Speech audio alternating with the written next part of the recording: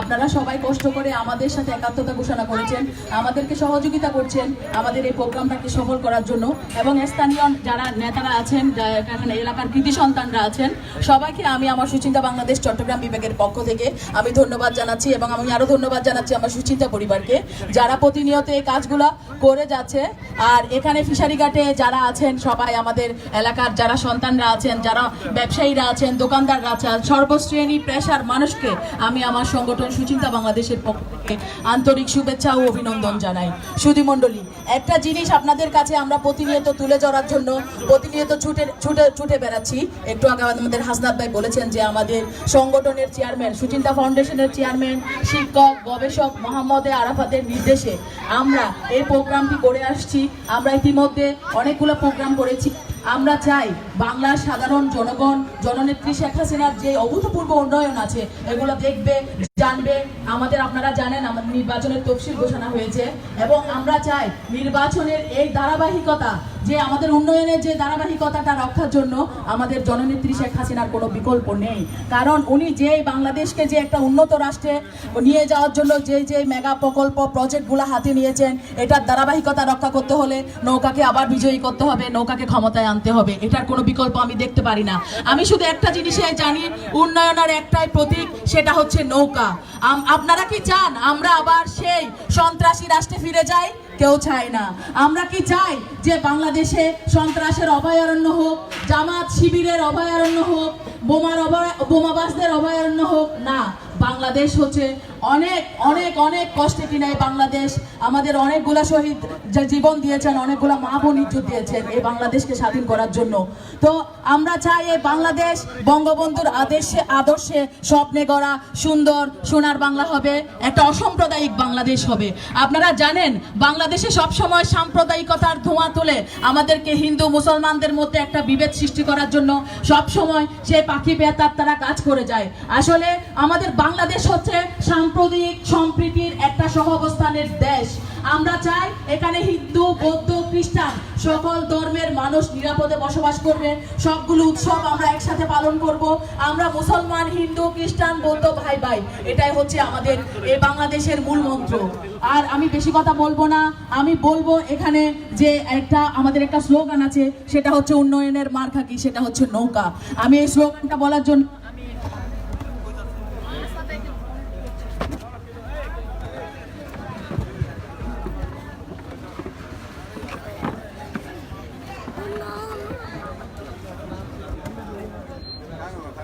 Hello, উন্নয়নের মার্কা কি? উন্নয়নের মার্কা কি? উন্নয়নের মার্কা কি?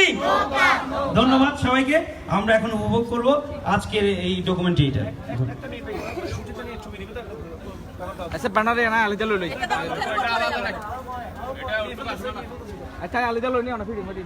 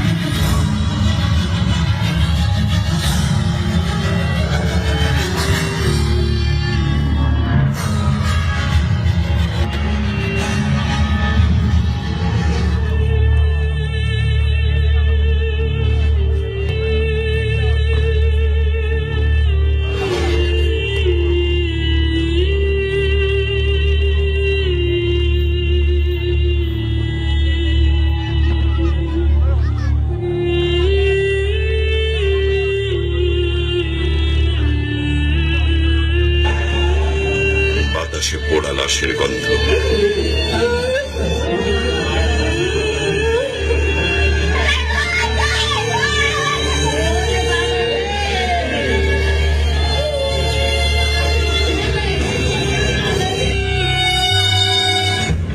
দেশ জুড়ে বোমাবাজির তাণ্ডব।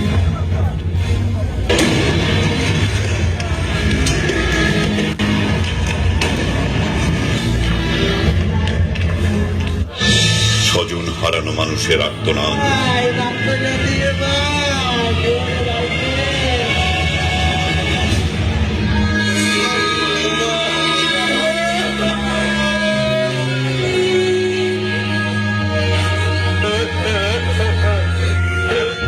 হাসপাতালের বার্ন ইউনিটে পেট্রোল বোমায় দগ্ধ মানুষের আহাজারি।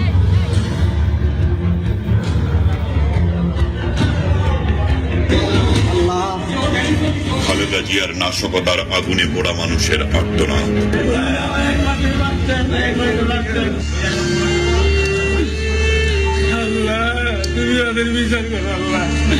আমরা নিরহ মানুষ আল্লাহ, আমরা কি অপরাধ করছি? 2015 সালের 6 জানুয়ারি থেকে পরবর্তী 92 দিন বিএনপি নেত্রী বেগম খালেদা জিয়া গুলশানের দলীয় কার্যালয়ে অবস্থান করে আন্দোলনের নামে প্রতিদিনই দেশের কোথাও না কোথাও সাধারণ মানুষকে পুড়িয়ে মারার নির্দেশ দিয়েছেন।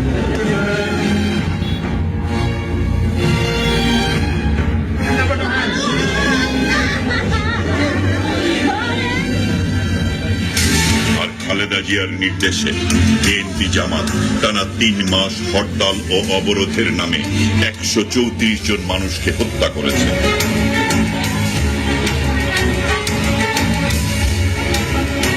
পেট্রোল বোমায় দগ্ধ হয়েছে 300 জনেরও বেশি সাধারণ খেটে খাওয়া মানুষ। নারী পুরুষ, শিশু, চিকিৎসক,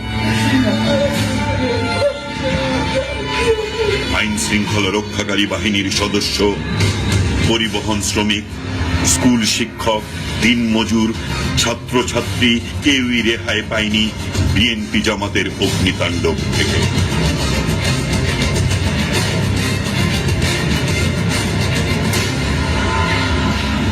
বিএনপি জামাতের এই আগুন সন্ত্রাসে সারা দেশে আহত হয়েছিল প্রায় 2000 জন সাধারণ মানুষ। 90 দিন হরতাল ও অবরোধের নামে 1970টি যানবাহনে আগুন ও ভাঙচুর করা হয়েছে। 16 দফায় 80টি স্থানে রেলে নাশকতার ঘটনা ঘটেছে। সর্বমোট 2,43,000 কোটি টাকার ক্ষতির সম্মুখীন হয়েছে বাংলাদেশের অর্থনীতি।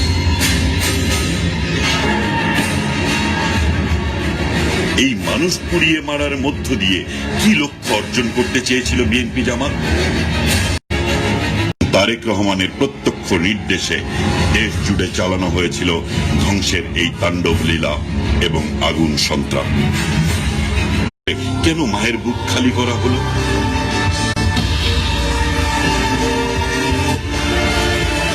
কি কারণে যশোর ও কালিয়াকৈরে বাসের ভেতরে ঘুমিয়ে থাকা বাসের হেল্পার মুরাদ হোসেন এবং তোফাজ্জল হোসেনকে পুড়িয়ে মারা হলো? কোন অপরাধে স্কুল ছাত্রী মাইশাকে, মাইশার বাবাকে পুড়িয়ে মারা হলো? কি অপরাধে 2.5 বছরের শিশু জুই, সাফির, জেসমিনকে বোমা মেরে ঝলসে দেয়া হলো? 20 দলীয় জোট তথা বিএনপি জামাত জোট নেত্রী খালেদা জিয়ার কাছে বাংলাদেশের মানুষের প্রশ্ন, আন্দোলনের নামে কেন এই মানুষ পুড়িয়ে মারা?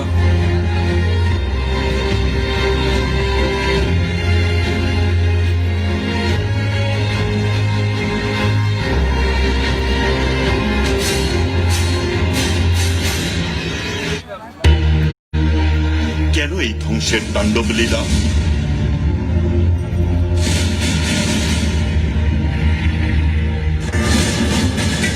তাহলে কি আমরা অন্যায় দাবির কাছে মাথা নত করব? আমরা কি জিয়া পরিবারের দুর্নীতির বিচার বন্ধ করে দেব? আমরা কি যুদ্ধাপরাধীদের বিচার বন্ধ করে কুখ্যাত ঘাতক দালালদের মুক্ত করে দেব? আমরা কি প্রিয় মাতৃভূমিকে জঙ্গি গোষ্ঠীর অভয়ারণ্যে পরিণত হতে দেব? না, না, কখনোই না।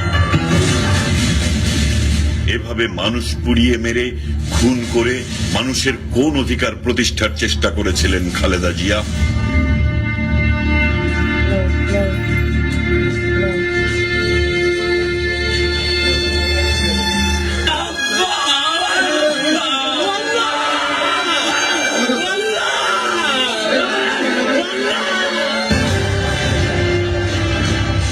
হরতাল অবরোধের নামে 15 লক্ষ এসএসসি পরীক্ষার্থীর ভবিষ্যৎকে বিপন্ন করে তুলেছিল বিএনপি জামাত।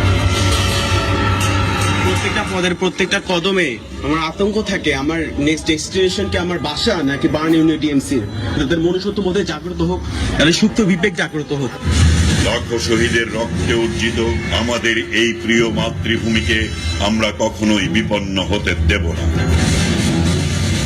আসুন ঐক্যবদ্ধ হয়ে বিএনপি জামাত অপশক্তির বিরুদ্ধে রুখে দাঁড়াই।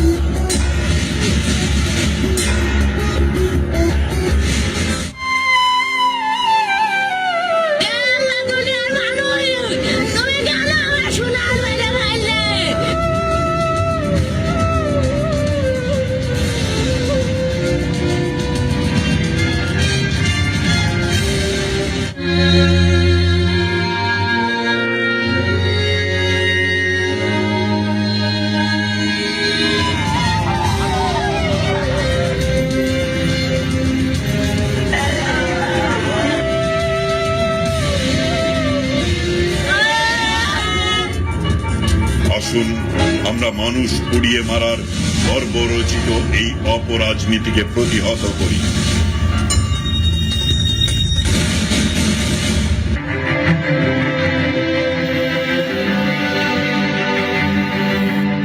বাংলাদেশের ইতিহাস তার নদীর মতোই বর্ণিল এবং বঙ্কিম।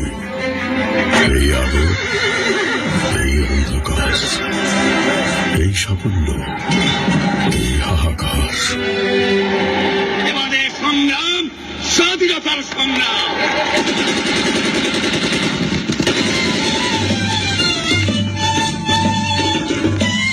৭১ এসেছিল মহান স্বাধীনতা, ৭৫ নিভেছে সে দ্বীপ।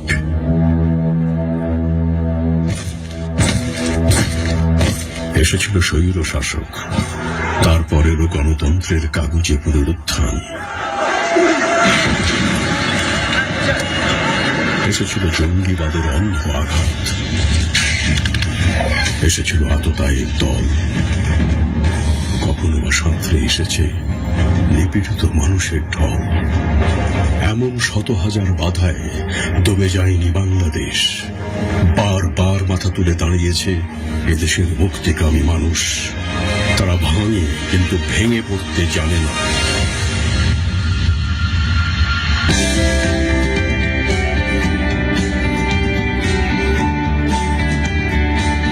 আজ ডিজিটাল বাংলাদেশের পতাকা হাতে ধেয়ে আসছে ভবিষ্যৎ।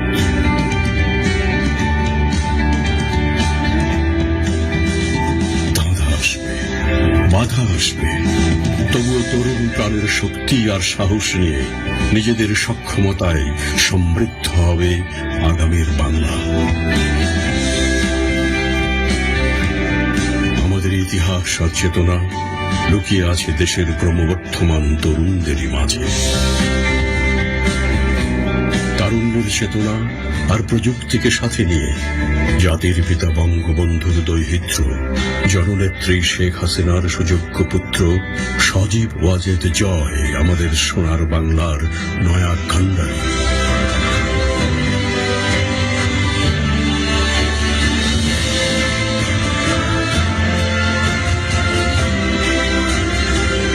আসছে জয়ের দিন।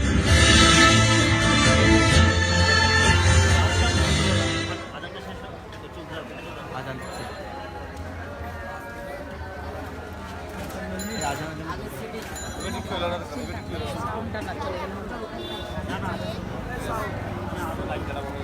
চলুক চলুক, সাউন্ড অফ থাকুক, সমস্যা নেই। তুমি আবার আস্তে আস্তে আস্তে।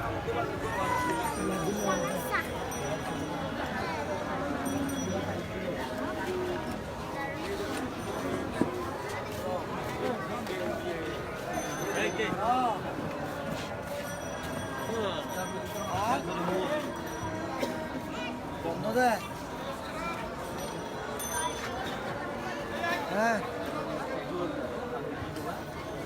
ও আসছে বাতিতে তো হয়ে দেয়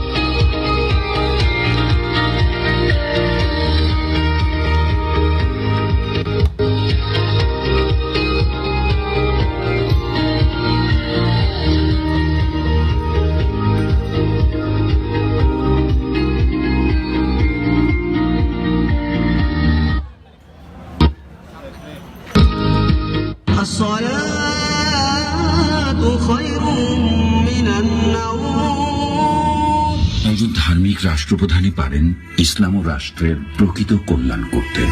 স্বাধীন বাংলাদেশে জাতির জনক বঙ্গবন্ধু শেখ মুজিবুর রহমানের হাত ধরেই সূচনা হয় ইসলামের কল্যাণে রাষ্ট্রীয় পৃষ্ঠপোষকতা। গঠন করেন ইসলামিক ফাউন্ডেশন, মাদ্রাসা শিক্ষা বোর্ড, হজযাত্রীদের সরকারি অনুদান, ওআইসির সদস্য পদ লাভ। তারই ধারাবাহিকতায় বাংলাদেশকে উন্নয়নশীল দেশে পরিণত করা ধর্মপ্রাণ প্রধানমন্ত্রী জননেত্রী শেখ হাসিনা ইসলামের কল্যাণে নিয়েছেন নানামুখী উদ্যোগ।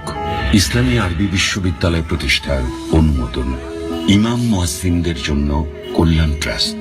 মাদ্রাসায় অনার্স কোর্স ছিল না, সেটি শেখ হাসিনা তার এই শাসনামলে বাংলাদেশের প্রায় ৮০টি মাদ্রাসায় অনার্স কোর্স চালু করেছেন, প্রায় ৩০টি মাদ্রাসায় তিনি মাস্টার্স কোর্স চালু করেছেন। মসজিদ ভিত্তিক শিক্ষা কার্যক্রমকে জাতীয় শিক্ষানীতিতে অন্তর্ভুক্ত করুন। ইসলামের শাশ্বত মূল্যবোধ যেমন শান্তি, সংযম, ভ্রাতৃত্ব, সমতা, ন্যায় বিচার ও সমবেদনা থেকে আমাদের সর্বদা অনুপ্রেরণা ও শক্তি আহরণ করতে হবে, কারণ ইসলাম শান্তির ধর্ম, আমরা শান্তিতে বিশ্বাস করি। শান্তির ধর্ম ইসলামের ভাবমূর্তি রক্ষায় জঙ্গিবাদ দমন করে গড়ে তুলেছেন ইসলামী মূল্যবোধের সমাজ। প্রতিটি উপজেলায় গড়ে তোলা হচ্ছে একটি করে মডেল মসজিদ। কওমি মাদ্রাসা শিক্ষার সনদের স্বীকৃতি। প্রধানমন্ত্রী শেখ হাসিনা কওমি মাদ্রাসার মাস্টার্সের স্বীকৃতি দান করেছেন। এই জন্য আমরা কওমি শিক্ষকরা এবং কওমি ছাত্ররা খুবই খুশি, আনন্দিত। জাতীয় মসজিদ বায়তুল মুকাররমে দৃষ্টিনন্দন মিনার নির্মাণ, সংস্কার ও নারীদের জন্য পৃথক নামাজের ব্যবস্থা হয়েছে। প্রধানমন্ত্রী শেখ হাসিনা উনিও ইসলাম প্রিয়, উনিও নামাজ রোজা করে, কোরআন শরীফ তেলাওয়াত করে, তাহাজ্জুদের আমল করে। এই জন্য ওনার দ্বারা উনি ওলামায়ে কেরামকে সমর্থন দিতেছে। ওলামায়ে কেরাম ওনার সমর্থনে আলহামদুলিল্লাহ।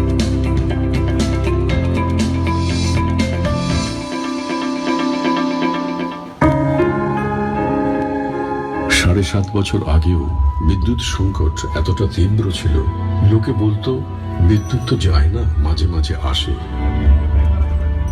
মানুষ তখন অপেক্ষায় থাকতো বিদ্যুৎ কখন আসবে।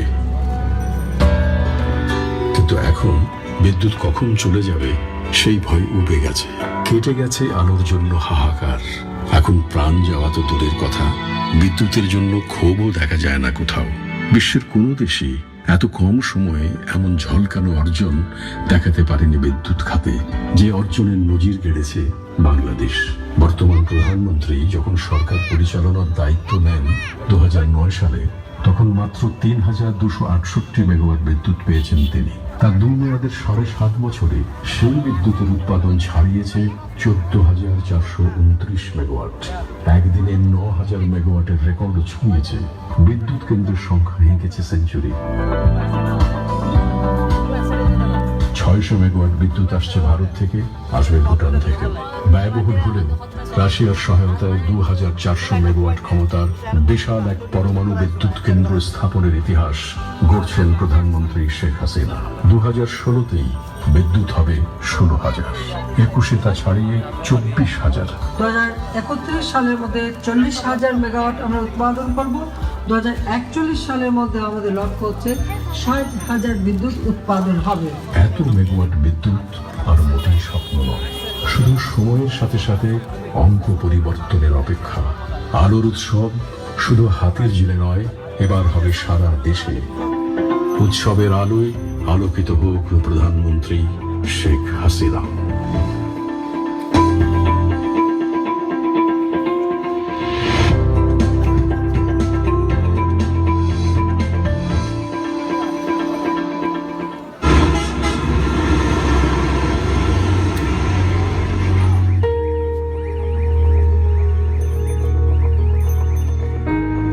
এই যেন ঢাকার হাতের কাছের ময়মনসিংহ, কিন্তু সড়ক পথে যাওয়া ছিল এক দুর্গম অভিযান। আর সড়ক পথে ঢাকা থেকে চট্টগ্রাম যাওয়া ছিল যেন এক অন্ধকারের পথে যাত্রা। মহাসড়কে যাত্রার মহাদুর্গতির প্রতিচ্ছবি ছিল সারা দেশে। এখন দেশ জুড়ে পিচ ঢালা মসৃণ প্রশস্ত সড়ক নিশ্চিত করেছে দেশের মানুষের প্রশান্তির যাত্রা। ঢাকা চট্টগ্রাম, ঢাকা ময়মনসিংহ 4 লেনে উন্নীত করলাম। দেশের জনগণের জন্য উপহার হিসেবে এই 2 রাস্তা উৎসর্গ করলাম। ঢাকা চট্টগ্রামের সরু মহাসড়ক এখন 4 লেনের বিস্তৃত যাত্রাপথ। ঢাকা ময়মনসিংহ যেতে আর গায়ে জ্বর আসে না। সাভারের নবীনগর এপিজেড চন্দ্রা সড়কও এখন 4 লেন। গত 7.5 বছরে প্রধানমন্ত্রী শেখ হাসিনার মেয়াদে প্রায় 6,500 কোটি টাকা ব্যয়ে 20,000 কিলোমিটারের বেশি রাস্তা করা হয়েছে পিচ ঢালা, মসৃণ ও নিরাপদ।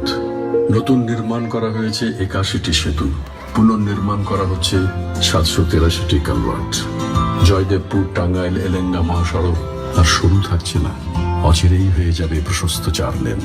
থাকবে ধীর গতির যানবাহনের জন্য আলাদা চলাচলের পথ। হচ্ছে 5টি ফ্লাইওভার, 27টি সেতু ও 60টি কালভার্ট। 700 মিটার দীর্ঘ সেতু অচিরে কুশিয়ারা নদীর এপার ওপারকে মেলাবে সেতু বন্ধনে।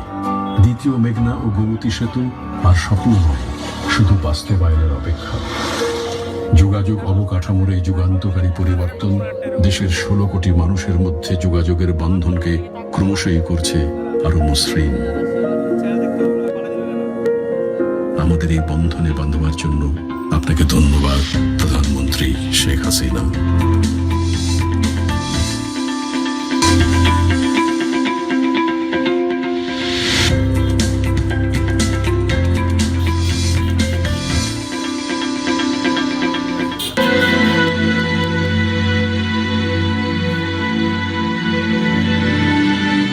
তৈরি হওয়ার আগেই যেন ভেঙে পড়েছিল পদ্মা সেতু। অর্থ যোগান থেকে সরে গিয়েছিল বিশ্ব ব্যাংক, সেই সাথে অন্যরাও। বুক ভেঙে গিয়েছিল দেশের 16 কোটি মানুষের, কিন্তু স্বপ্ন মুছে যায়নি প্রধানমন্ত্রী শেখ হাসিনার। যদি তোর ডাক শুনে কেউ না আসে, তবে একলা চলো রে। কবিগুরুর এই অমোঘ বাণী প্রধানমন্ত্রীর শক্তিতে পরিণত হলো। পদ্মা নদীর মাঝের মতোই কঠিন প্রতিজ্ঞা আর অদম্য সাহস নিয়ে নিজের নৌকা ভাসালেন পদ্মার বুকে স্বপ্নের সেতু গড়তে। বিদেশের ঋণ নয়, নিজেদের অর্থে দেশের সবচেয়ে বড় নির্মাণ প্রকল্পের উদ্বোধন করলেন 2015 সালের ডিসেম্বরে। আমরা আমাদের নিজের টাকায় এই বৃহৎ সেতু নির্মাণের কাজ শুরু করেছি। 28,000 কোটি টাকার পদ্মা সেতুর 3 ভাগের 1 ভাগ কাজ এরই মধ্যেই শেষ হয়ে গেছে। আর 2 বছর পর স্বপ্নের পদ্মা সেতুতে সবার চলাচল উন্মুক্ত করে দেওয়ার লক্ষ্য নিয়ে এগুচ্ছে কাজ। দেশের দক্ষিণ পশ্চিমাঞ্চলের 21টি জেলার শুধু কয়েক কোটি মানুষ নয়, সারা দেশের মানুষ অধীর অপেক্ষায় আছে পদ্মা সেতুর উপর দিয়ে ঐতিহাসিক চিরবন্ধনে জড়াতে। কেবল মনের আবেগেই গর্বিত হবে না বাঙালি, পদ্মা সেতু করবে দেশের অর্থনীতিকে সমৃদ্ধ। স্বপ্নের সেতু জিডিপির প্রবৃদ্ধি বাড়াবে 1-2%, বাড়বে সহজ যোগাযোগ, ঘটবে শিল্প ও বাণিজ্যের বিস্তৃতি। পদ্মা সেতু ঘিরে গড়ে উঠবে আধুনিক স্যাটেলাইট শহর, পাল্টে যাবে গোটা দক্ষিণ বাংলার রূপ। বিদেশের যারা সেতু বানাতে মুখ ফিরিয়ে নিয়েছিলেন, সেসব দেশের অনেকেই শিল্প করতে আসবে বিনিয়োগ নিয়ে। গোটা বিশ্বের কাছে এমন বিস্ময়কর প্রতিজ্ঞাবদ্ধ কাজের নজির সৃষ্টি করার জন্য অভিনন্দন প্রধানমন্ত্রী শেখ হাসিনাকে।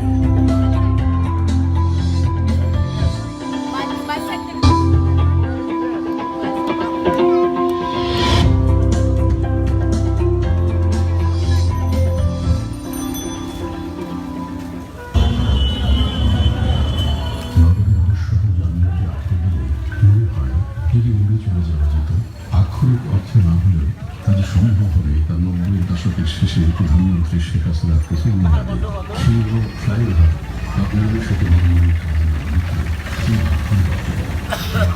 বছরে নগরগণিত বেড়েছে অনন্ত রাস্তায় মানুষের চলাচল। অচল শহরগুলোকে সচল করতে একের পর এক অত্যাধুনিক নকশায় বহুমুখী উড়াল সেতু নির্মাণের নিরলস উদ্যোগ নেন দ্বিতীয় ও তৃতীয় মেয়াদে প্রধানমন্ত্রী শেখ হাসিনার সরকার। এয়ারপোর্ট, বিশ্ব রোড, মিরপুর, যাত্রাবাড়ি, সায়দাবাদ, তেজগাঁও, মগবাজার, মৌচাক, বাংলা মোটর, এমনি উত্তর, দক্ষিণ, পূর্ব, পশ্চিমে 300 বর্গ কিলোমিটারের ঢাকা শহরকে উড়াল সেতুর সঙ্গে সংযুক্ত করে ক্রমেই মানুষের চলাচলকে সহজ করে তোলা হচ্ছে। এসবের পাশাপাশি ঝোড়ো গতিতে চলছে এলিভেটেড এক্সপ্রেসওয়ে আর মেট্রো রেল নির্মাণের কাজ। দেশের মানুষ যে চলাচল করছে, কিভাবে তাদের চলাচলটা আরো সহজ করা যায়, আরামদায়ক করা যায়, সুন্দর করা যায়, সেটাই আমাদের লক্ষ্য। বন্দরনগরী চট্টগ্রামের মানুষও এমন উন্নয়ন থেকে বঞ্চিত নয়। কর্ণফুলী নদীর নিচ দিয়ে টানেল বানিয়ে যাতায়াত ব্যবস্থার নবযুগে পদার্পণ এখন সময়ের অপেক্ষা মাত্র। আমরা নদীর তলদেশ থেকে টানেল নির্মাণের কাজ ইতিমধ্যে এর অনেক কাজ আমরা শুরু করেছি। যুগ ধাঁধানো অত্যাধুনিক যোগাযোগ ব্যবস্থার যুগে বাংলাদেশকে নিয়ে যাওয়ার জন্য ধন্যবাদ প্রধানমন্ত্রী শেখ হাসিনা।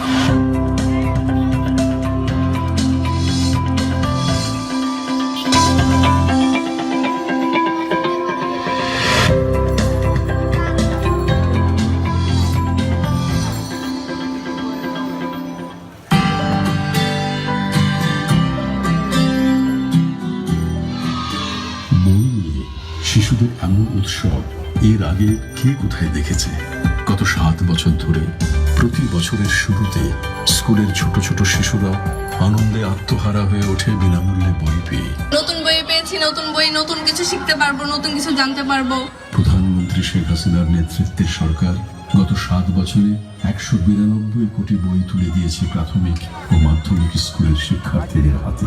কেবল এ বছরের জানুয়ারিতেই দিয়েছে প্রায় 33.5 কোটি বই। শিক্ষার বিকাশে কোন সরকারের এমন উদ্যোগ সত্যিই বিরল।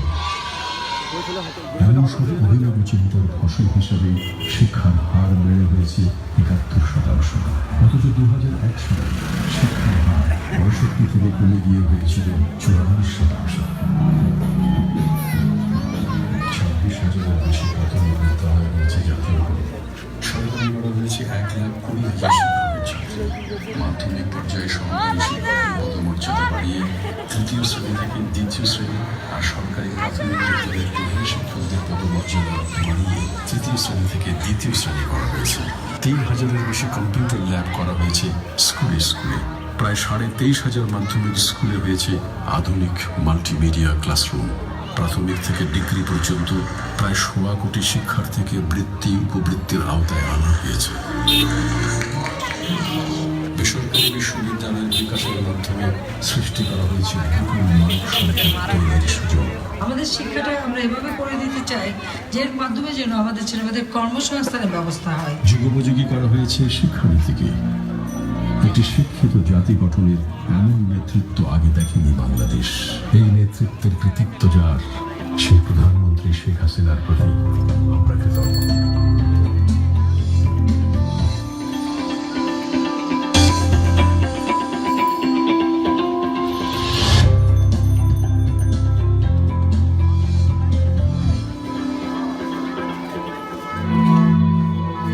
মানুষ সবচেয়ে বিপন্ন বোধ করে কখন, যখন হঠাৎ করে অজানা নিয়ে অসুস্থ হয়ে পড়ে। এমন অসহায় অবস্থার অবলম্বন ডাক্তার, হাসপাতাল, মৌলিক স্বাস্থ্যসেবাটুকু যারা গ্রাম থেকে শহরে ছুটে যুগের পর যুগ করে গেছে খ্যাতা, তাদের ঘরের দোরগোড়ায় সেই সেবা পৌঁছে দিয়েছেন প্রধানমন্ত্রী শেখ হাসিনা। 16,500 কমিউনিটি ক্লিনিক ও ইউনিয়ন স্বাস্থ্যকেন্দ্র পিছিয়ে পড়া গ্রামীণ জনপদের মানুষের মৌলিক স্বাস্থ্যসেবা নিশ্চিতের এক অনন্য প্রয়াস। সেই সাথে বিনামূল্যে আছে 32 কোটি ওষুধ। এ পর্যন্ত 12,500-এর বেশি ডাক্তার আর 13,000 স্বাস্থ্যকর্মী দেশ জুড়ে ছড়িয়ে আছে মানুষের হাতে স্বাস্থ্য সেবা তুলে দিতে। আরো 10,000 নার্সের নিয়োগ সময়ের ব্যাপার মাত্র। গড় আয়ু 2006 সালে যেখানে ছিল 66.5 বছর, তা বেড়ে হয়েছে এখন 71 বছর। নতুন 11টি সরকারি মেডিকেল কলেজ সেবার হাতকে করেছে আরো প্রশস্ত। অতিরিক্ত দরিদ্র 1 লাখ পরিবার পেয়েছে স্বাস্থ্য কার্ড।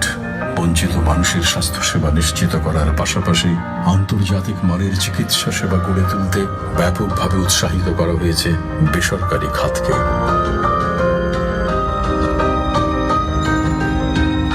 সরকারের সঠিক নীতি আর সহযোগিতা দেশের ওষুধ শিল্পকে নিয়ে গেছে আন্তর্জাতিক উচ্চতায়। প্রধানমন্ত্রী শেখ হাসিনা সরকারের ওষুধ নীতির কারণে দেশে ওষুধ ও স্বাস্থ্যসেবার খরচ এশিয়ার মধ্যে সবচেয়ে কম। মানুষের আয়ুষ্কাল কিন্তু বেড়ে গেছে। খাদ্য নিরাপত্তা আমরা নিশ্চিত করেছি, চিকিৎসা সেবা নিশ্চিত করেছি। মানুষের স্বাস্থ্য ভালো হলে ভালো হবে দেশের স্বাস্থ্য। যেন এই মন্ত্র নিয়েই স্বাস্থ্যসেবাকে সহজলভ্য করার নিরলস প্রচেষ্টায় আছেন প্রধানমন্ত্রী শেখ হাসিনা। ধন্যবাদ মাননীয় প্রধানমন্ত্রী।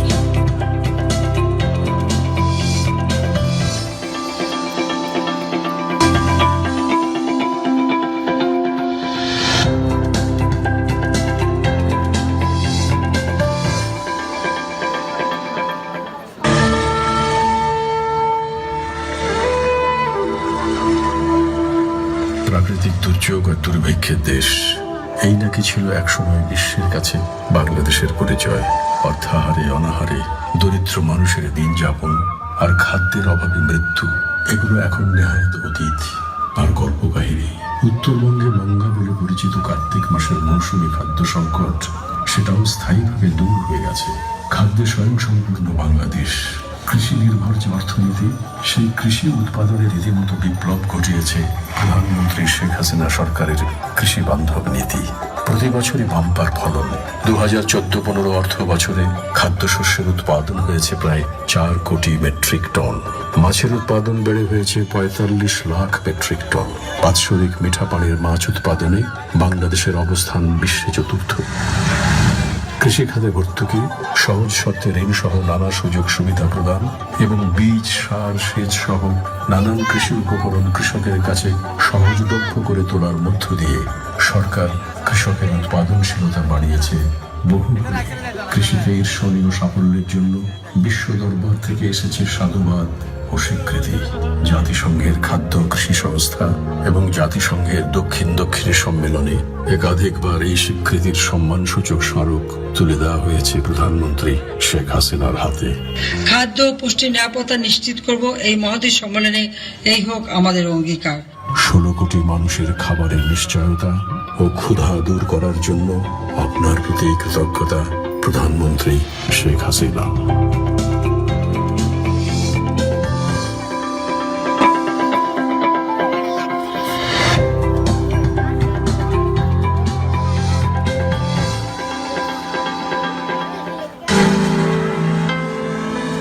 দেশের জনগোষ্ঠীর অর্ধেকই নারী। অর্ধেক নাগরিককে পিছিয়ে রেখে দেশের উন্নয়ন যে সম্ভব নয়, এটা সরকার প্রধান হিসেবে যিনি প্রথম অনুধাবন করেছেন তিনি প্রধানমন্ত্রী শেখ হাসিনা। দেশের প্রথম নারী স্পিকার, প্রথম পররাষ্ট্রমন্ত্রী, নারী স্বরাষ্ট্রমন্ত্রী, কোন পাবলিক বিশ্ববিদ্যালয়ের প্রথম নারী উপাচার্য, বিমান বাহিনীতে প্রথম নারী যোদ্ধা বৈমানিক তৈরি মাইল ফলক ছোঁয়া, প্রথম নারী সচিব নিয়োগ ও দেশের সর্বোচ্চ আদালতে প্রথম নারী বিচারপতি নিয়োগের মতো সকল ঐতিহাসিক দৃষ্টান্ত স্থাপন করেছেন প্রধানমন্ত্রী শেখ হাসিনা। নারী উন্নয়নের জন্য যতগুলি পদক্ষেপ গ্রহণ করা আমরা তা করেছি। বেতন সহ মাতৃত্বকালীন ছুটি বাড়িয়ে 4 থেকে 6 মাস করা, নারী বান্ধব বাজেট প্রণয়ন, জাতীয় সংসদ এবং স্থানীয় সরকার পর্যায়ে নারী জনপ্রতিনিধির অংশগ্রহণ বাড়ানোর জন্য নানামুখী উদ্যোগ নেওয়া হয়েছে তারই আমলে। নারীর উন্নয়ন ও অগ্রযাত্রায় এমন বিরল অবদান রাখবার স্বীকৃতি হিসাবে দক্ষিণ এশিয়ায় লিঙ্গ সমতা সূচকে শীর্ষ স্থান ধরে রেখেছে বাংলাদেশ। আন্তর্জাতিক অঙ্গন থেকে এসেছে বহু সম্মান ও পদক। নারীর ক্ষমতায়ন ও উন্নয়ন বাংলাদেশ বিশ্বের কাছে আজ একটি বড় দৃষ্টান্ত, একটি বড় উদাহরণ, যা প্রায় পৃথিবীর শীর্ষস্থানীয় নোবেল বিজয়ী অর্থনীতিবিদ অমর্ত্য সেন উল্লেখ করে অন্যদের বাংলাদেশের কাছ থেকে শিক্ষা নিতে পারে। বাংলাদেশকে এমন সম্মানের উচ্চতায় নিয়ে যাওয়ার জন্য কৃতজ্ঞতা প্রধানমন্ত্রী শেখ হাসিনার প্রতি।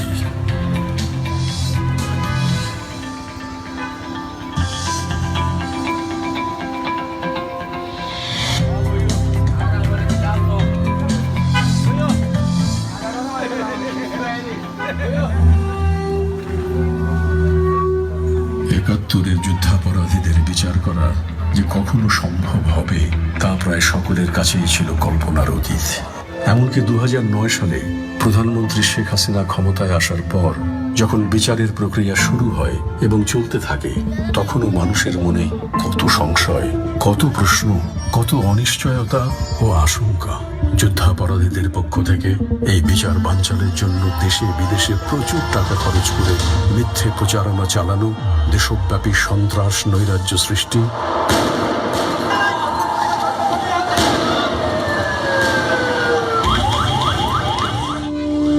নানা দেশ, আন্তর্জাতিক মানবাধিকার সংগঠন, এমনকি কখনো কখনো খোদ জাতিসংঘের মহাসচিবের অনাকাঙ্ক্ষিত হস্তক্ষেপ মানুষের মনে এসব শঙ্কার জন্ম দেয়। বরাবরই যে প্রশ্নটি ওঠে, এত চাপ সয়ে কি যুদ্ধাপরাধীদের বিচার ও শাস্তি নিশ্চিত করতে পারবে সরকার? শেষ পর্যন্ত সব চাপ সয়েছেন প্রধানমন্ত্রী শেখ হাসিনা। প্রমাণ করেছেন তিনি যে অঙ্গীকার করে মানুষের কাছে ভোট চেয়েছিলেন, সেই ভোটের মর্যাদা রেখেছেন সব বাধা পেরিয়ে। যুদ্ধাপরাধীদের বিচার করেছেন। যুদ্ধাপরাধী, স্বাধীনতা বিরোধী যাদের বিচার আমরা শুরু করেছি, এই বিচার সম্পন্ন করে এ দেশকে আমরা অভিশাপ মুক্ত ইনশাআল্লাহ করবই করব।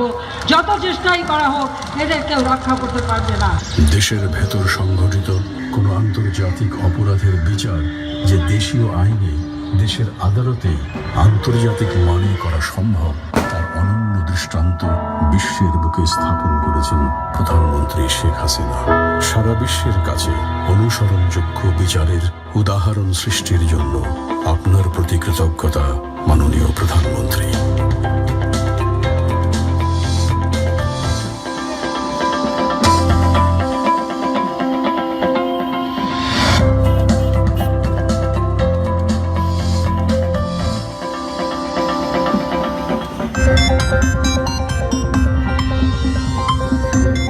দেশের প্রায় 16 কোটি মানুষের 11 কোটির হাতের মুঠোয় গোটা পৃথিবী। মোবাইল ফোন আর ইন্টারনেট এখন আর দুর্লভ কিছু নয়। হাতের মুঠোর ছোট্ট ফোনেই প্রতি মুহূর্তে বাঙালি ঘুরছে গোটা বিশ্ব। দূর বলে আর কিছু নেই, সবই আজ কাছে। সন্তান জন্মেছে দেশে, কিন্তু আপনি বিদেশ। মন ব্যাকুল স্ত্রী সন্তানকে দেখতে, অসুস্থ মা বাবাকে রেখে আপনি বহু দূরে কোথাও, কিন্তু মন চায় পাশে থাকতে, চাই ভালো ডাক্তার, প্রয়োজনীয় ওষুধের পরামর্শ। মনের গভীরের এই সমস্ত চাওয়া আজ আর মোটেই স্বপ্ন নয়, বাস্তবে রূপ পেয়েছে কম্পিউটার, মোবাইল ও ইন্টারনেটের সহজলভ্যতার ফলে। নিজের ঘরে বসে অথবা পথ চলতে চলতেই আজ আপনি সেরে ফেলতে পারেন সমস্ত গুরুত্বপূর্ণ কাজ, আলাপ আলোচনা, বৈঠক, তা দেশের ভেতরেই হোক আর বাইরেই হোক। আপনার জমির দলিল নিয়ে জালিয়াতি, ভূমি অফিসে হয়রানি আর ঘুষ দিয়ে জমি রক্ষা, এসবই আজ অতীত। শহরে অথবা গ্রামে হোক, কোনো তথ্য বা সেবা কিংবা কারোর সাথে তড়িৎ যোগাযোগের প্রয়োজন, সবই আজ সবার নিজের হাতের মুঠোয়। হতে হয় না অন্যের মুখাপেক্ষী। 25,000 ওয়েবসাইট নিয়ে বিশ্বের বৃহত্তম ওয়েব পোর্টাল তথ্য বাতায়ন অবাক করেছে বিশ্বকে। দেশের জন্য এনেছে আন্তর্জাতিক পুরস্কার। দক্ষিণ এশিয়ার দেশ ভারত পাকিস্তানকে পেছনে ফেলে ইন্টারনেট ব্যবহারে এগিয়ে লাল সবুজ পতাকা দলের মানুষেরা। এ তো আমূল পরিবর্তন নয়, রীতিমতো বিপ্লবের গল্প, যে বিপ্লবের নামই ডিজিটাল বাংলাদেশ। এই আধুনিকায়ন ও ডিজিটালাইজেশনের ছোঁয়া সবই আমাদের প্রতিষ্ঠিত ডিজিটাল বাংলাদেশ নির্মাণেরই একটা অঙ্গীকার আমরা বাস্তবায়ন করেছি। দিন যত যাবে বড় হবে এই দিন বদলের গল্প। দেশের মানুষকে এমন অহংকারের অংশীদার করবার জন্য আপনাকে ধন্যবাদ, প্রধানমন্ত্রী শেখ হাসিনা।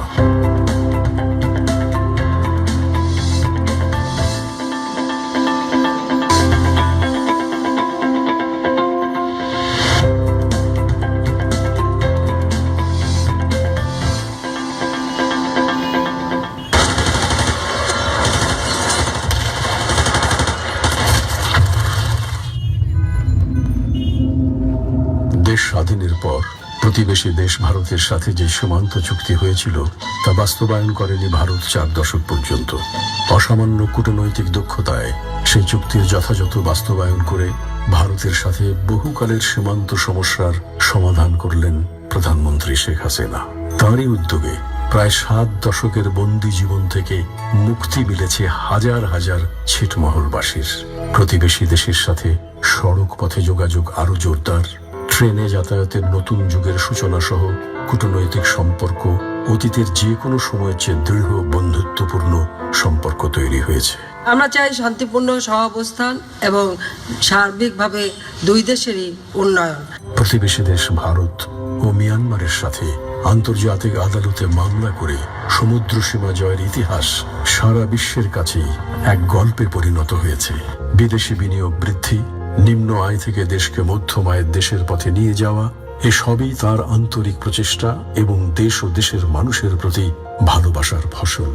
মার্কিন যুক্তরাষ্ট্র, যুক্তরাজ্য, চীন, ইউরোপ, মধ্যপ্রাচ্য সহ বিশ্ব জুড়েই বাংলাদেশকে বিপুল সম্ভাবনাময় এক রাষ্ট্রের উচ্চতায় তুলে দিয়ে প্রধানমন্ত্রী শেখ হাসিনা নিজেই নিজের স্থান করে নিয়েছেন বিশ্ব নেতাদের পাশে। বন্ধুত্ব অক্ষুণ্ণ রেখে অন্য সব রাষ্ট্রের কাছে নিজের অধিকার ও মর্যাদা নিশ্চিত করবার এক নজিরবিহীন দৃষ্টান্ত স্থাপন করেছেন 16 কোটি মানুষের প্রতিনিধি নেত্রী প্রধানমন্ত্রী শেখ হাসিনা। এমন সম্মানের আসনে দেশকে বসাবার জন্য ধন্যবাদ প্রধানমন্ত্রীকে। বিচারহীনতার সংস্কৃতির কাছে রীতিমতো বন্দী হয়ে পড়েছিল বাংলাদেশ। বিশ্বের আর কোথাও হয়েছে কিনা জানা নেই, কিন্তু আইন করে হত্যার বিচার বন্ধ করার নিকৃষ্টতম নজির সৃষ্টি করা হয়েছে আমাদেরই প্রাণপ্রিয় মাতৃভূমি বাংলাদেশে। সেই কালো আইন বাতিল করে শুরু হয় সপরিবারে বঙ্গবন্ধুকে হত্যার বিচার। তারপর জেল হত্যার বিচার, ৭১-এর যুদ্ধাপরাধীদের বিচার, এসবই বিচারহীনতার সংস্কৃতিকে বিনাশ করে আইনের শাসন প্রতিষ্ঠার পথে নতুন দিগন্তের উন্মোচন। দীর্ঘকালের পাহাড় সম জমে থাকা মামলা 2-4 বছরে নিষ্পত্তি করে পাহাড় কমানো প্রায় অসম্ভব। তারপরও নতুন অনেক বড় অপরাধের বিচার হয়েছে দ্রুত সময়ে। তারই একটি জঘন্যতম পিলখানা ট্র্যাজেডি মামলা। দেশের বিচার বিভাগের ইতিহাসে সবচেয়ে বড় মামলা, যেখানে আসামি হাজার হাজার। তদন্ত আটকে গিয়েছিল লোমহর্ষক 21শে আগস্ট গ্রেনেড হামলা এবং 10 ট্রাক অস্ত্র পাচারের চাঞ্চল্যকর ঘটনার। এগুলোর মামলা শুধু আদালতেই গড়ায়নি, একটি রায়ও পাওয়া গেছে। বিপদগামীদের বিরুদ্ধে কঠোর ব্যবস্থা নিচ্ছে এবং প্রয়োজনে আরো কঠোর হব। অপরাধী যেই হোক, তার কোনো ক্ষমা নেই। অপরাধীর কোনো দল নেই। অপরাধীর পরিচয় শুধুই অপরাধী, বারবার দেয়া এমন বক্তব্যের বাস্তব প্রমাণ রাখলেন প্রধানমন্ত্রী শেখ হাসিনা। বিচারহীনতার কলঙ্কময় সংস্কৃতি থেকে দেশকে মুক্ত করে আইনের শাসন প্রতিষ্ঠার এমন সাহসী ভূমিকার জন্য আপনাকে ধন্যবাদ প্রধানমন্ত্রী শেখ হাসিনা।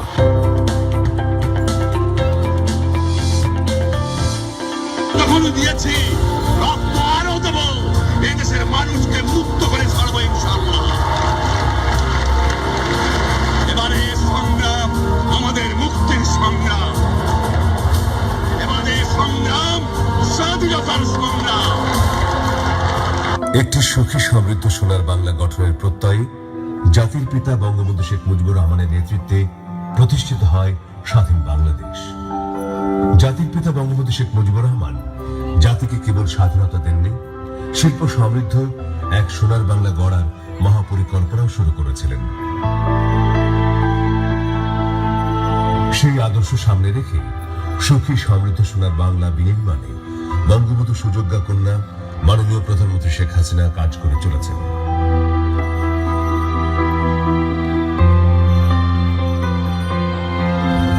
দেশের উন্নয়নের চাকা গতিশীল রাখতে শিল্প মন্ত্রণালয়ের নেতৃত্বে রয়েছেন বঙ্গবন্ধুর ঘনিষ্ঠ রাজনৈতিক সহযোগী মাননীয় শিল্পমন্ত্রী আলহাজ আমির হোসেন আমু এমপি।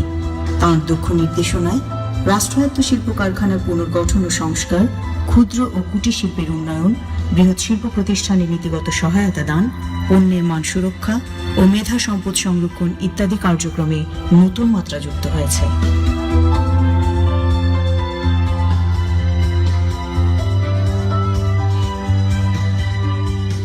বঙ্গবন্ধু চেষ্টা করেছিলেন বাঙালি শিল্প উদ্যোক্তা সৃষ্টি করার জন্য।